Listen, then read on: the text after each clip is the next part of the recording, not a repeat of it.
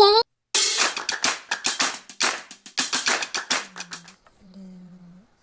You little. Just do it. Ripped your heart out, you little. Just do it. Olivia burst out of fear.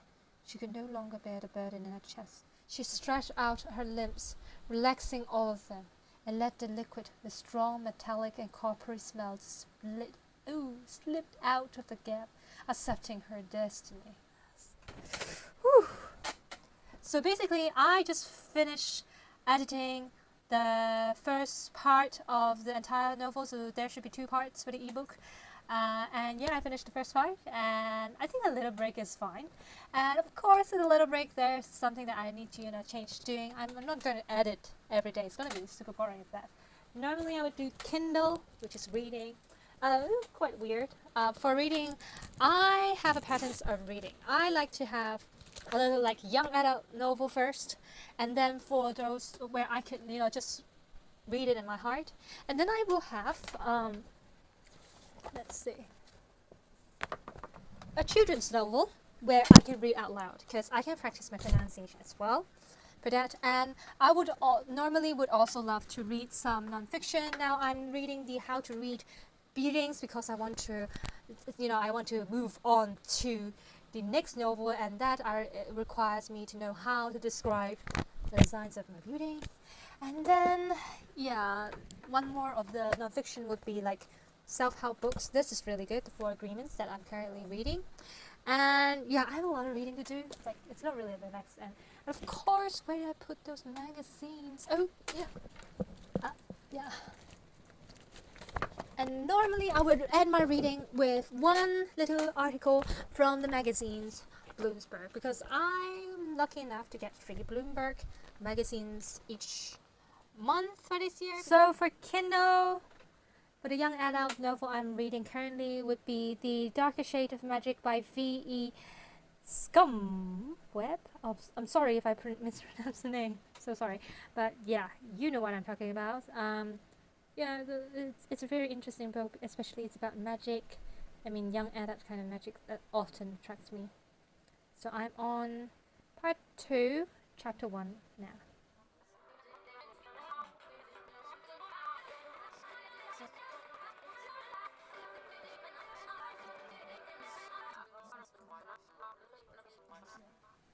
Vigilant.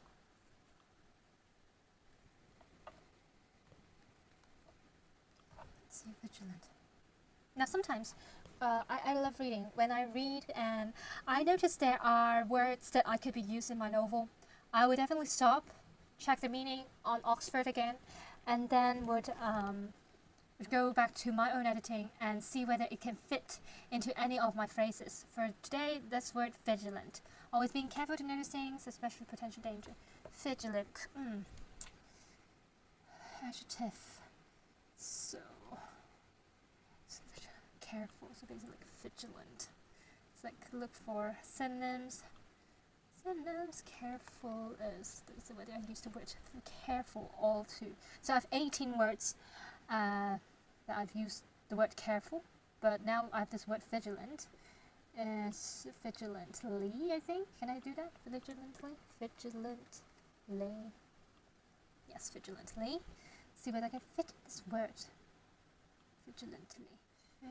Vigilant gaze. So there are a few words, phrases with the vigilant gaze for the Google book results. So I assume it's correct, because for me, I'm not really a first language speaker. I mean, I can't be sure that everything I write is like grammatically correct or something that native speakers do, because I'm not immersed in this environment. Like one of the things I find difficult is my first language is Cantonese, so wherever I go, I don't have the input all the time. All the input comes from daily readings, watching YouTube videos, watching movies, everything in English. That's the only way that I could surround myself with English 24/7, because other than that, it's always Chinese and Cantonese, and it's a very difficult thing for you to write in English if your environment is filled with just Chinese and Cantonese.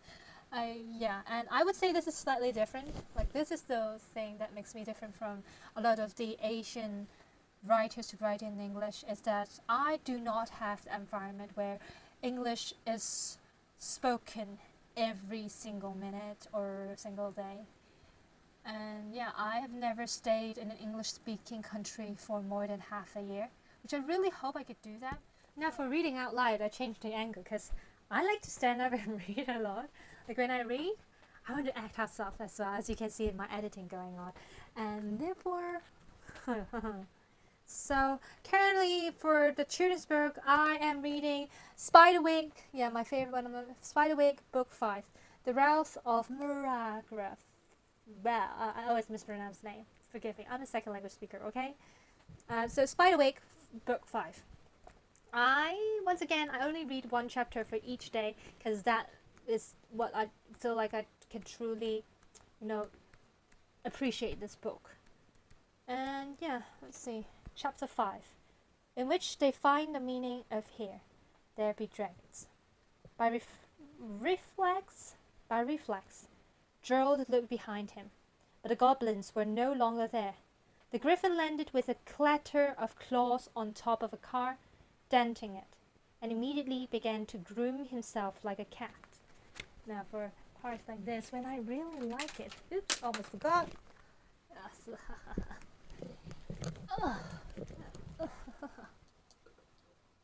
Because I always have a highlighter with me, and when I come to words that I liked, I would definitely highlight it.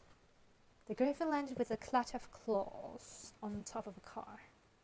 Then with a clatter of claws on top of the car, and immediately began to groom himself like a cat.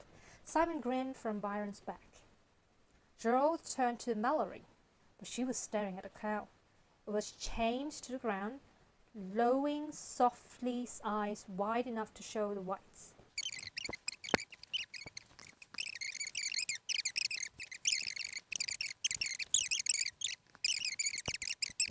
In the other corner, hanging from ropes and a pulley, was their dead. Was their dead? Ooh. Now back to this position. I'm not ready to read more because it's getting slightly boring. Even if you like reading, sometimes you just don't do the same thing over and over again. And I need to edit my novel once again, and therefore here goes again.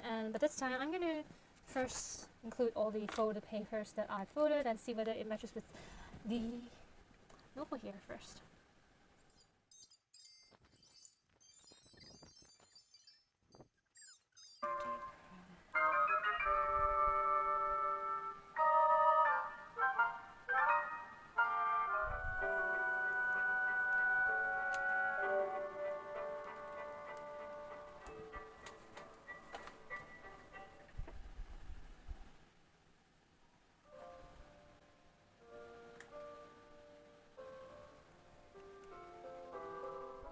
So normally I would say this is pretty much the editing I would do. I don't want to edit too much each day. So when I end, I did my final touches, which is just now, and then I've already finished editing one chapter. I will probably stop here and do something else for the rest of the day. And yeah, normally the next thing I would do is this, which is editing my vlogs. But for now, yeah, that's basically a routine, and I've shown you some of the ways I edit my novel and how I find some of my inspirations. Yeah, that's pretty much it. Well, it's more like a half-day vlog, right? But hope you love this vlog, and if you like it, remember to give a like and to comment below about my experience here and what you think about it. And yes, let's end this video by saying remember to start existing, start living, and be alive. And yeah, that's it.